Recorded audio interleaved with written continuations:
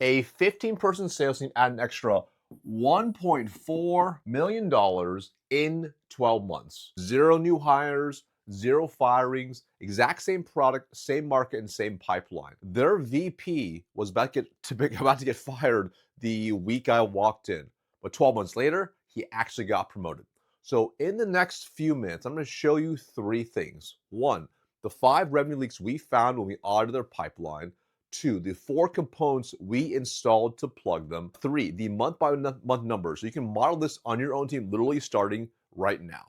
I'm Marcus Chan, and I led a $195 million a year sales org with over 110 reps at a Fortune 500 organization. I have personally closed over 700 million B2B sales, and we've worked with over 700 companies and added over 950 million in revenue. So if your team is stuck between a 25 and 30% win rate or worse, you have a system problem. And by the end of this video, you'll know exactly where it is and how to fix it. So let's go ahead and dive right in. So here's what the situation looked like when I first got the call. The team had been stuck at a 28% win rate for years. Their average deal size was $55K. That's ACV. Now, product market fit was real, pipeline was decent, and I'll say on paper, it looked pretty healthy, but the metrics beneath told a completely different story. Their sales cycle was 110 days. Their forecast accuracy was pretty garbage. They would call out 2.8 million and they closed 2.1 million pretty much every quarter. And the board is out of patience. So the reps knew something was wrong. I mean, they were grinding, they were busting their tail, working crazy hours, and not really seeing the payoff. So the VP called me and said exactly this. He said, hey, my team isn't lazy. My product isn't broken. Something is fundamentally wrong with how we are selling. So I dug in. I audited everything. That's their pipeline, their process, their calls, looked at how they coach, looked at their CRM data, looked at the manager one-on-ones, and we found 5 specific leaks, 5 structural problems that together were leaving hundreds of thousands of dollars on the table every single quarter. And that's how revenue leaks work. They compound. It's like a death by 1,000 paper cuts. And because there are 5 of them, the VP kept trying to solve one at a time. Let's fix the forecast. Forecast was a symptom. Let's redo discovery. Well, discovery is one of 5. This type of single leak thinking keeps teams stuck for years without most of them even realizing it. So let's walk through the 5 gaps right now. So the very first gap was qualification leak.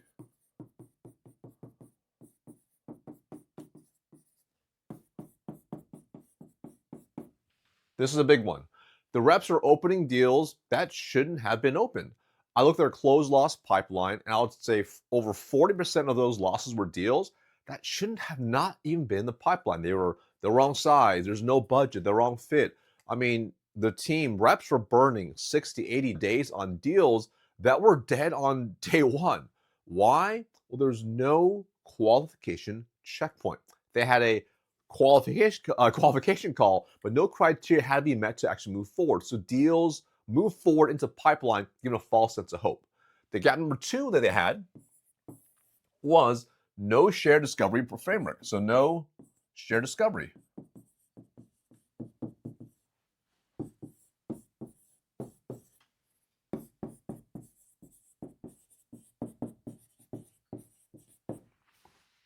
And essentially what we saw was every rep ran a completely different process.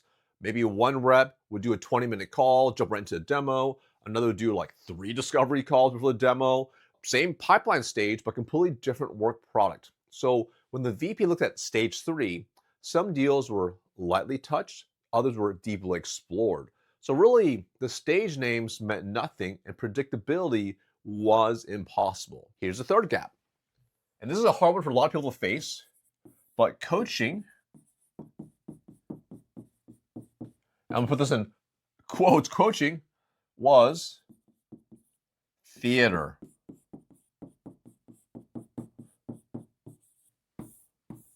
This was crazy. So the VP, they ran weekly one-on-ones, okay? I listened to the recordings, and it was basically pure cheerleading. Hey, good job this week. Push activity. What do you need from me? There was no structured coaching against real deals and real opportunities. There was no call recordings being reviewed each week. There were no proposals being reviewed and torn apart. Reps weren't being stretched. Coaching was just a calendar event that they saw every single week. Then there was gap number 4, and that was no stage exit criteria. So ask the VP, what has to be true for a deal to move from stage 2 to stage 3? And they couldn't answer. I mean, there were guidelines, but there were no hard checkpoints. So deals advance on like vibes, okay? They seemed engaged enough, seemed to be enough. And that's not criteria. That's essentially hope. That's your team smoking the hopium. Then there was gap number 5. No multi-threading protocol.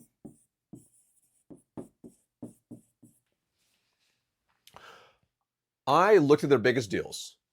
Majority of them single threaded. One champion. So when the champion got overruled by the CFO or left the company, the deal died. There was no requirement to build relationships across the buying committee. And when I asked the reps about multi-threading, they didn't even use the term. They weren't even familiar with the actual phrase. And that's why it made sense that they were so single-threaded in all their deals. So these right here, these are the 5 gaps that we saw across the board. 5 structural problems, and all of them would compound, okay? Producing an organization where deals advance on feelings and wins really came down to like just being lucky. So here's what we actually built with them. And there was really 4 key components. So component number 1 was powerful, which is an acronym, discovery. I'll try disco. We took their top rep and reverse engineered their actual discovery. And we built into a repeatable framework every rep could run. And we incorporate our powerful framework into that. So discovery calls stopped being like random conversations. They became very structured explorations. So very specific questions in a specific order where we're uncovering the goals, the obstacles, the timeline, and approval process. And by the end of discovery, the rep knew whether the deal was winnable. The buyer knew the rep understood them. This single change cut their sales cycle from 110 days all the way down to 85 by month 3. Then there was component number 2. And what we added here was, it's very simple. Stage exit criteria with actual real checkpoints. So for every stage, we define what had to be true. Stage 2, confirmed champion with a specific reason to talk to you now this month. Evidence is absolutely required. Stage 3, multi-thread relationships, minimum 3 stakeholders engaged, and each stakeholder's position on your solution is actually known. Stage 4, proposals delivered, and there's a confirmed next step on the calendar with your champion. There's no guessing. Reps knew when deals should move, and they knew when deals shouldn't. Then we add component number 3. This is a big one that a lot of people completely miss, which is weekly manager coaching cadences.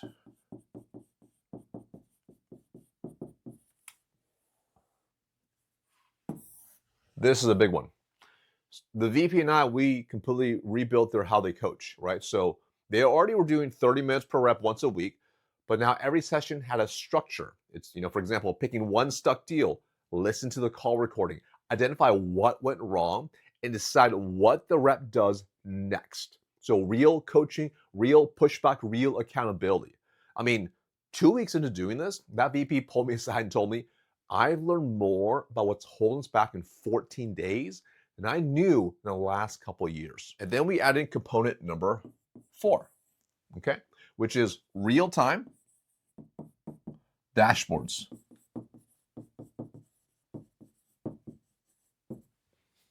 Okay.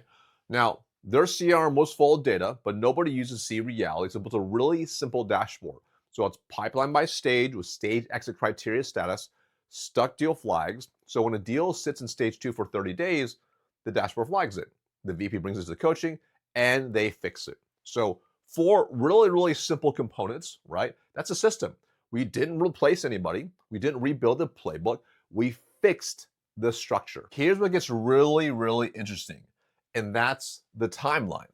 So month 1, nothing changed on paper, okay? Win rate was flat, cycle was flat, but underneath, behavior was shifting, okay? The reps ran the framework. The managers coached differently. Weak deals got killed at qualification. I mean, reps told me later the meetings felt different, cleaner, more business focused. Now, fast forward by month 3, we started to see some first measurable improvement. Win rate went from 28%, okay, to 32%. Basically about a point per month. So actual real movement, all right? Then the cool part is as you continue to go on, by month 6, we started seeing a compounding hit. The win rate from 32%, 36%. Okay, all right. Sales cycle, that was 110 days before, down to 74 days. Okay. I mean, here's a big reason why. Reps stopped chasing deals they should have never opened. Qualified deals moved through the system faster, and forecast accuracy actually tightened. So if they called 2.6 million, they closed 2.1 million. That is like an 81% accuracy. That's real movement, okay? But here's what's really, really interesting. As we continue to compound all this over time, because that's how these things work, by month 12, the final numbers, win rate, 42%. Okay, think about that for a second, 42% from what they used to be at, okay? Their sales cycle, 72 days. Okay. The forecast accuracy, 84%. What's really interesting, the actual revenue impact, so this is an additional 1.4 million in new X revenue above where they would have been. Same 15 people, same product, same market, just a different system. Now, some quick math, right? Because if pipeline volume had held flat, that 28 to 42% jump alone would have added 4.2 million. We logged 1.4 million. Why? Well, the reps actually killed 22% of their weak deals at intake. So volume dropped and quality climbed. That's a trade. But if we break it down, the per rep impact, that is 93K per rep in new revenue. That's new rev per rep. That's in addition to what they're already currently doing. That's like a quota equivalent, like 2.5 additional reps. We avoided around over $600,000 in hiring costs to get there. And here's what's really amazing which is the run rate compounds.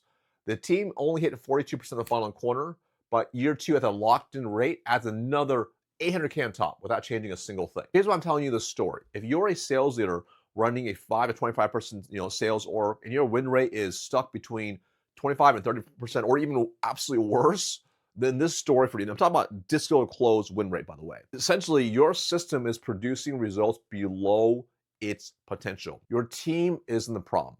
Now, here's the good news. The good news is system problems, they're fixable. You don't need to replace your team necessarily. You don't need a new product. You just need a different system. So if your team looks like anything like theirs at the start, there's a link in the description below. We can look at your numbers together. It's completely free. There's no pitch at all. Now, if you found this valuable, make sure to hit subscribe or follow on whatever platform you're listening or watching it on.